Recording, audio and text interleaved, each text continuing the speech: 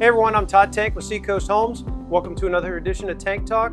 We're out here at Walden Pond, and today I'm very pleased to be here with my friend Matt Mansfield. Matt, it's good to see you, bud. Good to see you.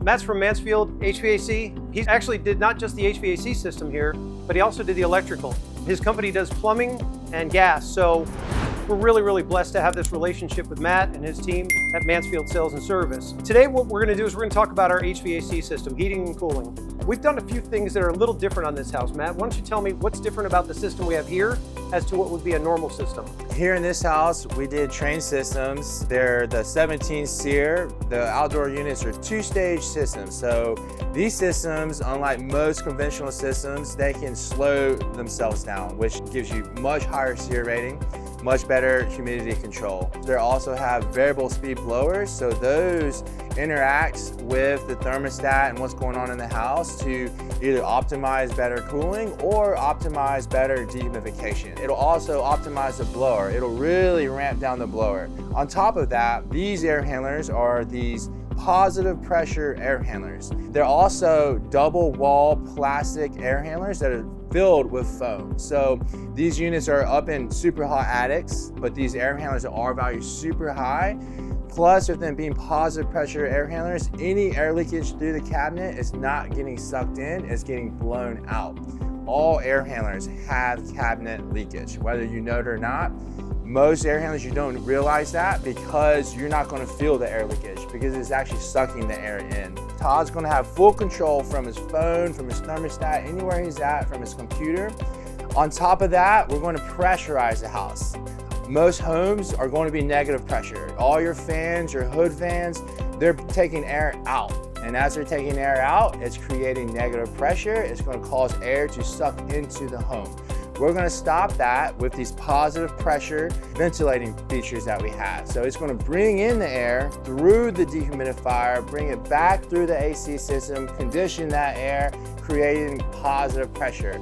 So as these fans come on, it's not going to be sucking air into the house, it's actually going to be blowing air out. So for people who don't know, what is the SEER rating and what's the value of doing, say, 17 SEER over a 14 SEER? That's a great question, Todd. SEER stands for Seasonal Energy Efficiency Rate. So the higher the SEER rating, the less power the system uses to cool your home. So high SEER for Todd is going to be very beneficial on his energy bill. Plus, they're going to have these nice features that make the house more comfortable. He's going to be comfortable at a higher temperature because he's going to have perfect humidity. It's going to feel a lot cooler. You said the whole house dehumidification. That's something that we do standard on all of our homes. That's right. But the value of that, so it's not just the comfort, but there's also some energy efficiency and a little less wear and tear on your system because you're not relying on your HVAC system to remove the humidity. You actually have a separate system that does that. That is totally correct. The dehumidifiers pull way less power, much smaller compressors, much small blowers. That's something that is a misconception, that adding these accessories and things might add more power to the house, but really it's helping the system work less. It's taking a lot more load off the system.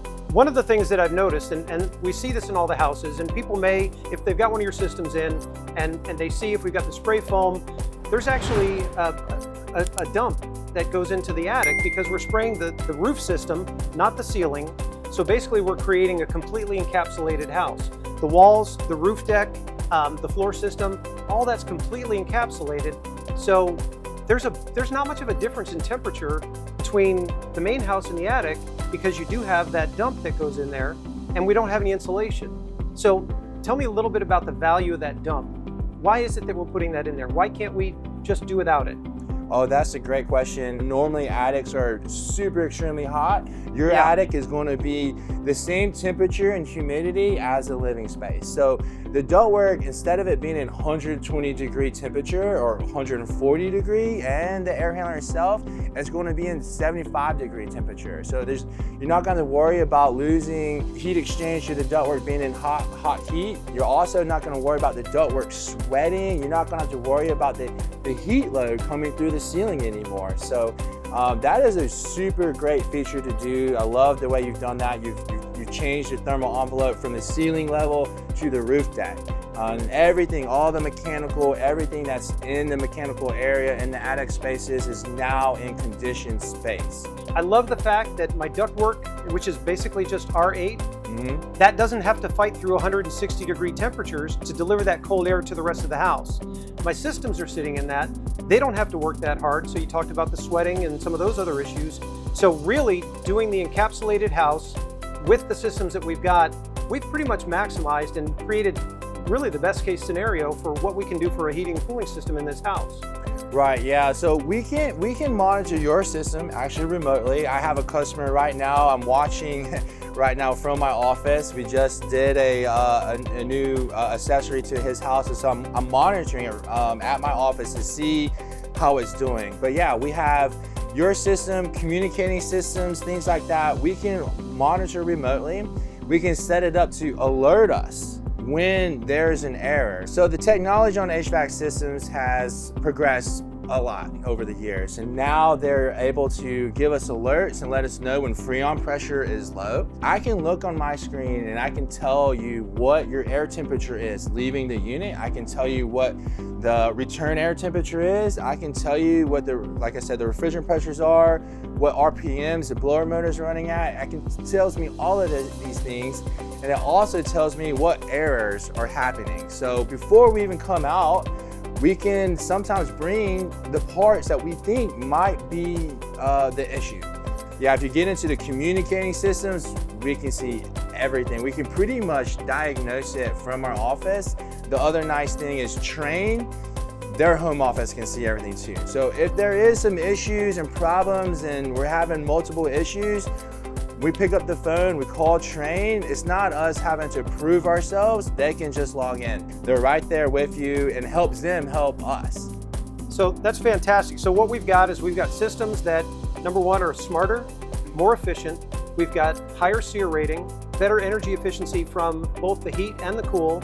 We've got the spray foam envelope. We've got bleeders to keep the attic nice and cool. So I mean, honestly, I would think we can expect a little more life out of our systems because they're not having to work so hard.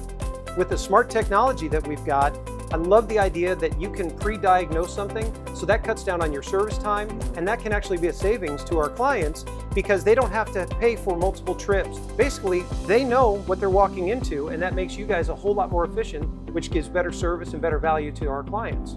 I love what we've done. We're gonna go ahead and put some links to Trane so that you guys can see what's going on with those systems. I highly recommend, if you have any questions or you've got a system, this is the time right now. A lot of change outs happening in the summertime. Right. I've known Matt for years and we've used him for more than a decade. Fantastic company, Mansfield Sales and Service.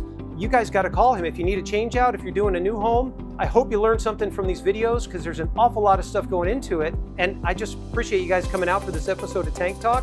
What I want you to do is click the link in the comments to register into the grand prize drawing to win a weekend at Bald Head Island. We're gonna wine you, we're gonna dine you, we're gonna follow you down the Nancy River here to the dock, and you're gonna cut the ribbon and let all of our trades, our subcontractors, our vendors, our family, our friends, and this is gonna be a big party in this house, and we want you to come and join us. Don't forget, like and subscribe, look for some of those links. So Matt, I know we're in the summer, you got a lot of change outs. I really appreciate you taking the time to come visit with us and explain the system.